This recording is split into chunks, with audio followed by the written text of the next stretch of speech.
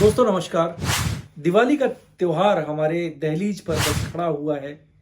आप सभी से एक अनुरोध है कि दिवाली पर किन बातों का ध्यान रखकर आप अपनी दिवाली को बहुत अच्छा बना सकते हैं। ये बहुत अच्छा त्योहार है। बच्चे बहुत लंबे समय से इंतज़ार करते हैं कि दिवाली पर हमें अच्छे कपड़े, मिठाई, पटाखे और बहुत सारी खुशियाँ हमें मिलेगी।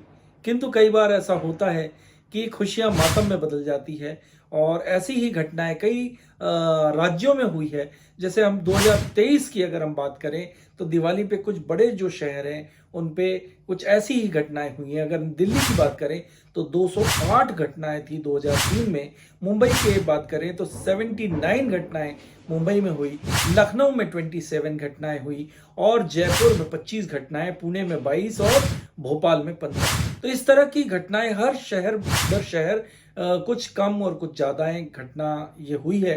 तो इन बातों का ध्यान आप रखकर इन जो आग से हुई जो घटनाएँ हैं, इनको आप होने से रोक सकते हैं।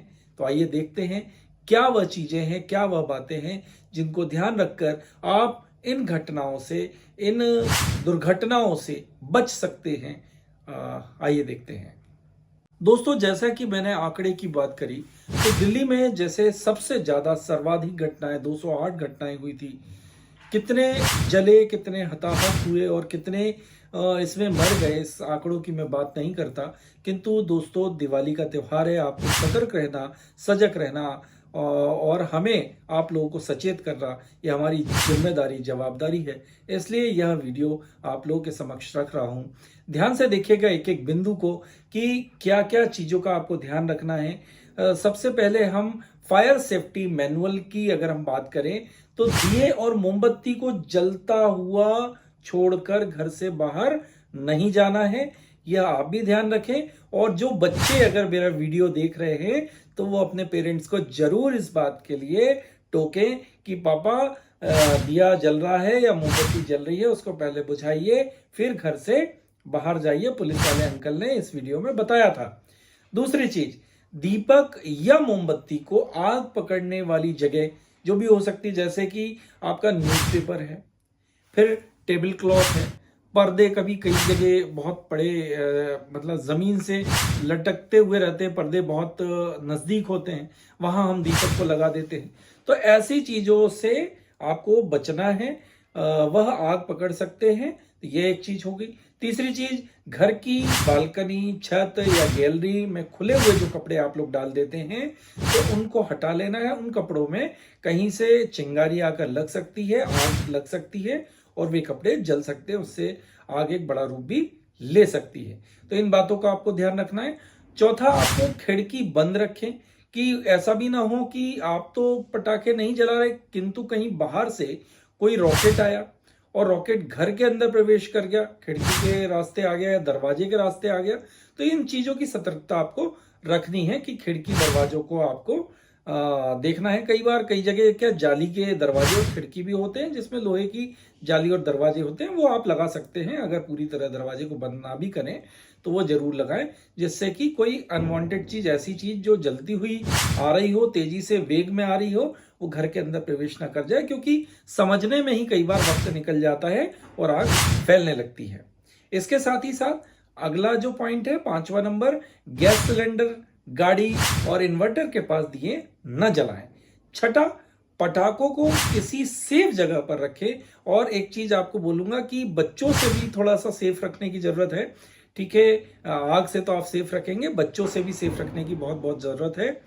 और सातवां पॉइंट है, दिवाली से पहले जो अपनी इलेक्ट्रिसिटी है उसका जांच करा ले। जो वायरिंग जो आपकी है वो प्रॉपर है कि नहीं। ऐसा ना हो कि इस त्योहार पे कहीं शॉर्ट सर्किट की वजह से आग लग जाए, तो यह भी हो सकता है। इसलिए आप अपनी इलेक्ट्रिक जो वायर है उसको जरूर चेक करा ले।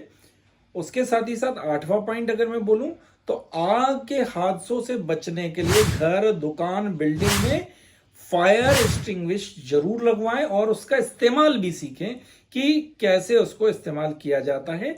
कई बार कई जगह जब आग लग जाती है, साधन संसाधन तो होते हैं किंतु उसका उपयोग लोग नहीं जानते हैं। इस कारण से बहुत सारे हादसे को होने के बाद, साधन संसाधन होने के बाद भी टाला नहीं जा सकता। तो इस तरह की बात का ध्यान रखें। और 9वां, घर पर फर्स्ट एड किट का होना बहुत आवश्यक है। 10वां, आग लगने पर घबराए नहीं। फायर ब्रिगेड का जो नंबर है 101 या फिर 112 112 पर भी आप आपातकाल में सूचना दे सकते हैं। 11वां नंबर है, बाल्टियों में पानी व रेत को जरूर रखें। तो छोटी मोटी जो आग की घटनाएं हैं वह इनसे ही दूर हो सकती है, फायर ब्रिगेड की जरूरत नहीं पड़ेगी। छोटी मोटी आग है तो आप इससे ही बुझा पाएंगे, पानी और रेत से। पर याद रखें, इलेक्ट्रिकल और इलेक्ट्रॉनिक्स की जो आग है वह इससे बुझाने की कोशिश न करें। अब 12वां पॉइंट है, बच्चों को पेरेंट्स की उपस्थिति में ही पटाखों आदि को जलाने की जो परमिशन है दी जानी चाहिए, क्योंकि अकेले हो सकता है कि वह एक ऐसे पटाखे को जला रहे हैं जो कि उनकी उम्र छोटी है और बड़े बड़े पटाखे वो जलाने की कोशिश कर रहे हैं, जिससे ऐसी दुर्घटना घटना होना संभावित है। दोस्तों 13वां पॉइंट है, अगर आग कपड़ों में लगी है तो जमीन पर आप उसको रोल करके या फिर किसी कोट से, कंबल से उसको बुझा सकते हैं। यह भी आपको ध्यान रखना चाहिए। नंबर 14 है, अगर आग दुकान, फिर अपार्टमेंट या फिर किसी बहुमंजिला इमारत में अगर आपकी आग जो लगी है तो उस समय आपको लिफ्ट का उपयोग बिल्कुल नहीं करना है। उस समय जो आप यूज करेंगे वो आपातकालीन जो आपकी जो सीढ़ियां होती है उससे ही आप उतरें और लिफ्ट का उपयोग न करें, क्योंकि ऐसे समय लिफ्ट बंद हो सकती है और जितनी वो आग लगी है हो सकता है वो और आग बढ़कर और लिफ्ट भी गर्म हो जाए, हीट हो जाए, या लिफ्ट के आसपास जो आग लगी है तो इतनी गर्म होगी कि आपको बहुत ज़्यादा परेशानी हो सकती है और आपकी डेथ भी हो सकती है। नंबर 15, इलेक्ट्रिक और इलेक्ट्रॉनिक सामान में लगी आग को पानी से आपको नहीं बुझाना है। और मान लीजिए कभी आग किसी अपार्टमेंट में, किसी दुकान में या किसी ऐसी जगह पर जहां आपका बहुत बहुमूल्य सामान रखा हुआ है और आग लग जाती है, तो आप इस चीज का कोशिश बिल्कुल ना करें कि आज आग की लपटें चारों तरफ से चल रही है और आप उसमें जाकर अपने कीमती सामान को, उपयोगी सामान को बचाने की एक कोशिश कर रहे हैं, तो उसमें आप एक बड़ी दुर्घटना को आवाहन कर रहे हैं। तो सबसे पहले आपको फायर ब्रिगेड को कॉल करना है और बड़ी सजगता से, सूझता से अपने सामान को निकालने की कोशिश और अनुरोध उनसे करना है कि सर यहाँ पे कीमती सामान है, इसको सबसे पहले इस एरिया को बुझाएं। तो यह आप उनसे बोल सकते हैं।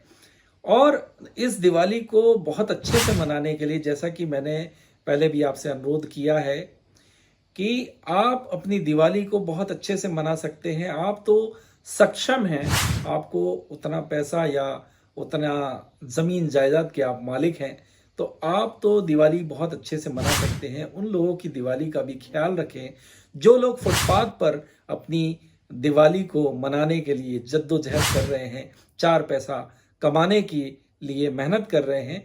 तो दोस्तों, जो छोटी छोटी दुकानें लगाते हैं, फल की, फूल की और दिए की, झाड़ू की, इस तरह की जो छोटी छोटी दुकानें दिवाली के समय लगती हैं, तो उनको नज़रअंदाज ना करें, उनको भी दिवाली मनाने दें।